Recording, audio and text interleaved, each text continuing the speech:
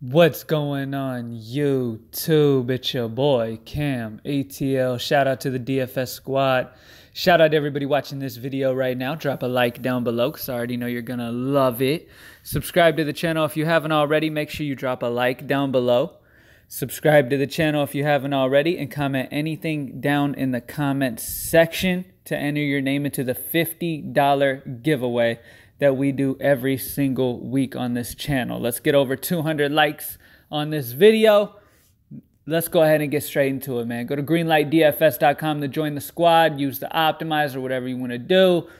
Let's go ahead and get straight into it. As you see on the screen, I already have the high five on the screen. Now I'm going to go through and explain the reasoning behind it. At point guard, we got Derrick Rose, okay? Teague is still out.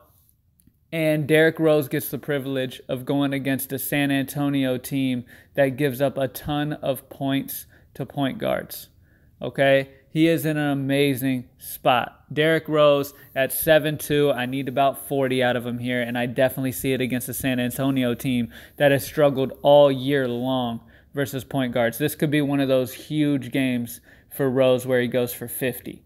Okay? So I love Derrick Rose at 7'2". At shooting guard, Reggie Bullock. Okay, I know he just had a huge game, but in no way am I choosing him just to point chase those points. Okay, here's the thing. You got to know players and you got to know the matchup. Reggie Bullock is a three-point shooter. Okay, he loves pulling up at the three-point line. And what have I said has been Charlotte's main struggle throughout multiple years and still this year? They give up a ton of shots on the perimeter.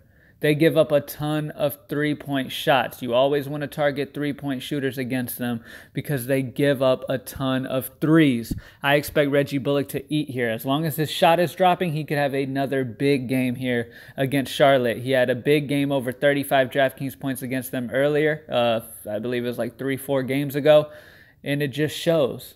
Okay, he's a guy who loves to pull up from three, and Charlotte struggles to defend the three. I expect Reggie Bullock to have another solid game. Kawhi Leonard at 9'5". As of this moment, we're not 100% if Serge Ibaka will play. We do know Kyle Lowry will be out. Okay, so that's going to add some ball handling duties for Kawhi Leonard. We saw what he did last game. He put up a great game. And at 9'5", I'm seeing 50+ again versus this Cleveland team. All right, he has averaged damn near 50 DraftKings points at home the entire season. Now, here's the thing. I know people are thinking, oh, but what if a blowout happens? Here's the thing with that, okay? If Toronto happens to blow out Cleveland, it's going to be a huge reason why is because of Kawhi Leonard here, okay? He's going to drop at least 5x, and that's minimum in case of a blowout, okay? That's honestly what I see. You can't fade. When it comes to the big spends, I'm leaning with AD. We have some questionableness with him. Obviously, I'm doing this high five before I know for sure if AD will play or not. If AD misses, I'm going to be locking in, especially if Randall and Mirotic miss too. I'm locking in Jrue Holiday in every single lineup. Okay, his usage is going to be ridiculous. Okay, and there's going to be some other good value with guys who pop in there. All right, LeBron James against New Orleans is a solid option because, as you can see, Kyle Kuzma. Now, I'm going to explain the reasoning behind this, okay? Jrue Holiday is a very good defender. I would fully expect Jrue Holiday to be defending Lonzo Ball in this one, okay? With that being said, a lot more is going to come down to Kyle Kuzma and LeBron James. I see those two being the huge guys to benefit in this matchup, with Jrue Holiday being able to stop Lonzo Ball. Lonzo has been hot lately, but Jrue Holiday is a very good defender, and I do not expect Lonzo to have a huge game, okay? He will be able to get his assists, okay? But those assists are going to go to Kyle Kuzma, and those assists are going to go to LeBron James. So I expect Kyle Kuzma to have a great game. He has had a shit ton of 40+ point games here recently.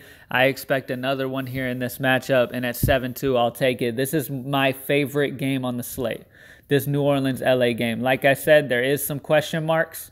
Brandon Ingram is questionable here, so we don't know 100% with Brandon Ingram. And on the New Orleans side, there's a ton of question marks. So if AD misses, Jrue Holiday needs to be in your lineups, and you need to take advantage of the value that opens up with them, okay? But this game in general, I love, all right? Last but not least, Enes Kanter down low against the Atlanta Hawks, who struggle to defend any position on the court. It doesn't matter, okay? You can play Emmanuel Mudiay in this one. You can play, I don't love Tim Hardaway's price. You can play Enes Kanter.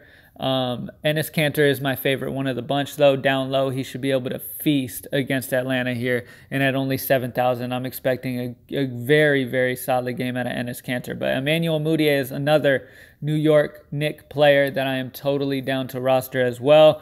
On the other side of that game, because this is another very good game here, I expect this to be very high-paced. Okay, this is another game I have a lot of interest in. All right.